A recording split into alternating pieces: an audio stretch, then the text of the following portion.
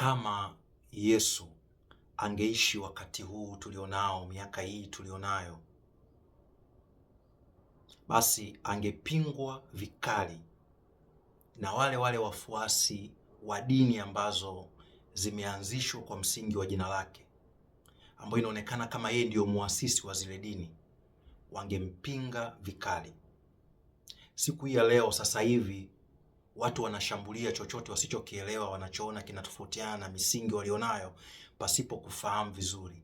Yaani kama mtu anajifunza jambo lililo tofauti na imani yake, hajifunzi kwa lengo la kujifunza, anajifunza kwa lengo la kukosoa.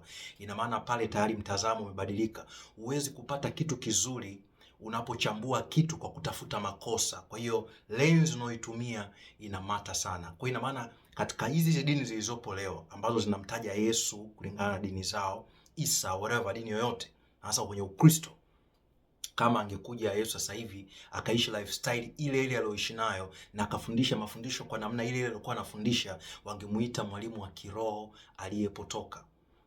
Ndivyo ilivyo hata sasa hivi. Yaani ikitokea mtu anaongea mambo yenye ufahamu fulani tofauti na misingi ya kidini, wanapewa majina. Lengo ni kuwadhoofisha. Kwa sababu gani? Mifumo ya kidini imetengeneza mabox.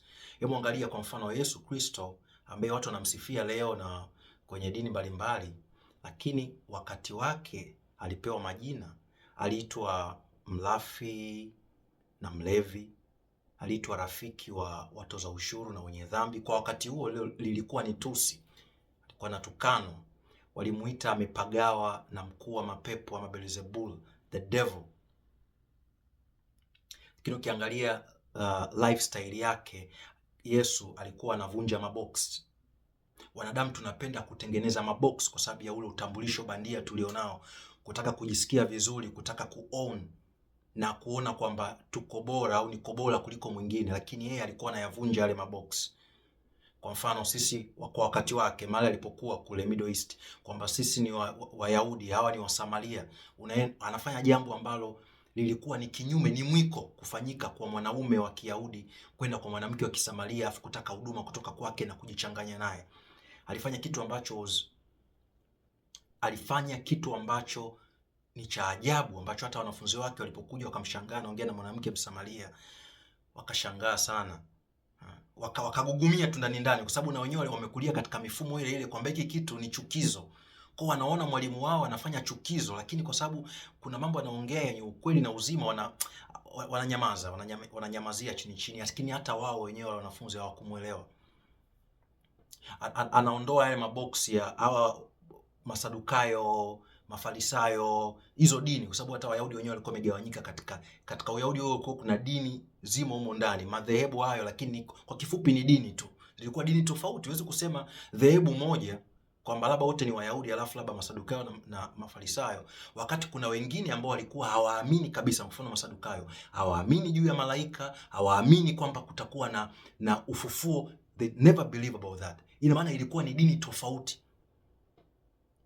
Lakini ukiangalia Yesu anavyodili nao, anaongea nao kama watu, na kwa kifupi walikuwa ni viongozi wa kidini, na yeye alikuwa yuko kinyume na wao, kwa sababu alikuwa anaona vile ambavyo wanaishi maisha ya unafiki, ya kujaribu kujipendezesha na kuonekana kwa watu.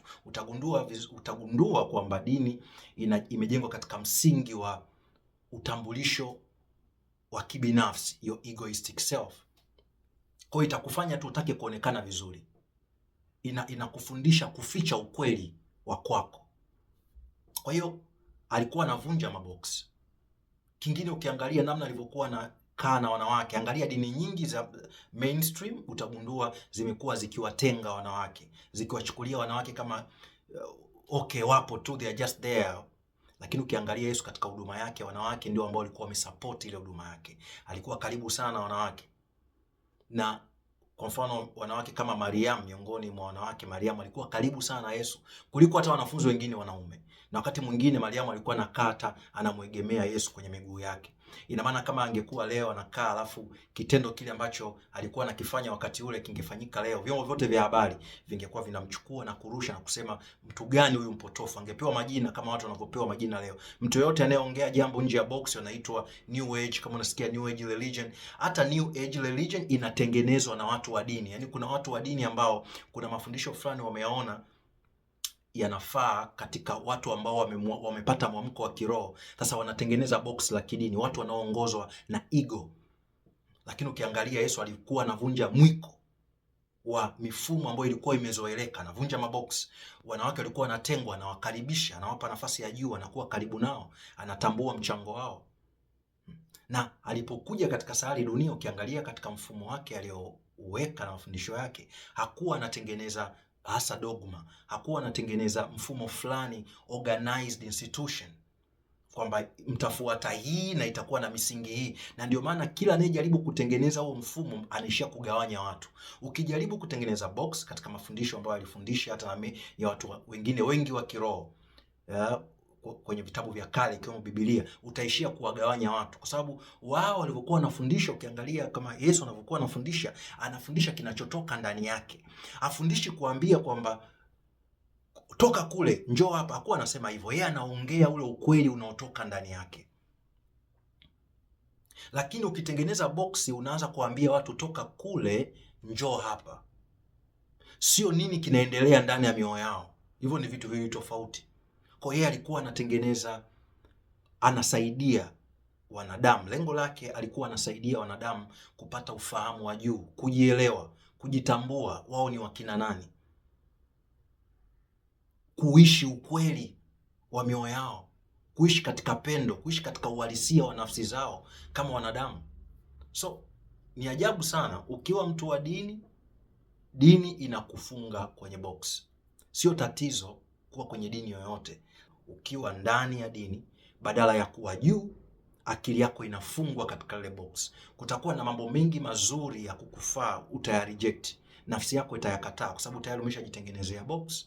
Kuna mambo mengi ambayo yanafaa kwenye maisha yako katika ufahamu ulionao, utayakataa kwa sababu umeshajitengenezea box. Ndio maana ukiangalia hata kwenye historia ya kanisa miaka ya nyuma, miaka ya karne za kati, watu wengi ambao walikuwa wanakuja na uvumbuzi wa mambo kadhaa ambao ni ya ukweli kabisa ya kisayansi, lakini kanisa lilikuwa linawapinga na kuwapa adhabu na kuweka gerezani kwa sababu walikuwa wameshatengeneza box. Hakuna kitu hatari kama maboksi ya kidini. Sio tu box la kidini, box lolote linaenda kuharibu utambulisho wa wanadamu. Box la kidini, maboksi ya kisiasa, maboksi ya races, hayo yapo, kwa maana kwamba kama ni rangi, tutakuwa na rangi tofauti. Utaifa wako bara hili, wako bara jingine, mifumo ya kiitikadi itakuwa tofauti. Tunachopaswa ni kwenda juu ya havikuanza hivyo vitu vimefuata kilichomo ndani yetu.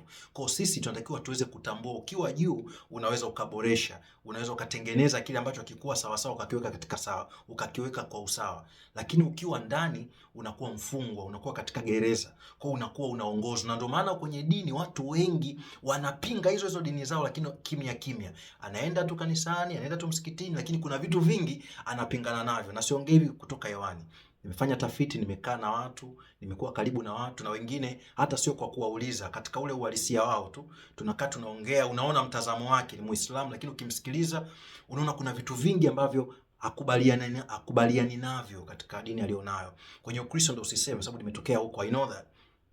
Hadi kwenye madhehebu tu yenyewe, kwenye dhehebu moja kuna watu wa mule ndani wanapingana na yale yanayoendelea mule ndani, sio tu masuala ya kitabia, masuala ya kitaasisi, masuala ya kiimani, lakini wanaogopa kuondoka kwa sababu wapo wamefungwa katika box. Anaona nikitoka nitaonekana mpotofu, nikitoka nitaonekana sifaa, kuna laana na curse. Kwa hiyo kuna hofu, watu wanaongozwa na hofu.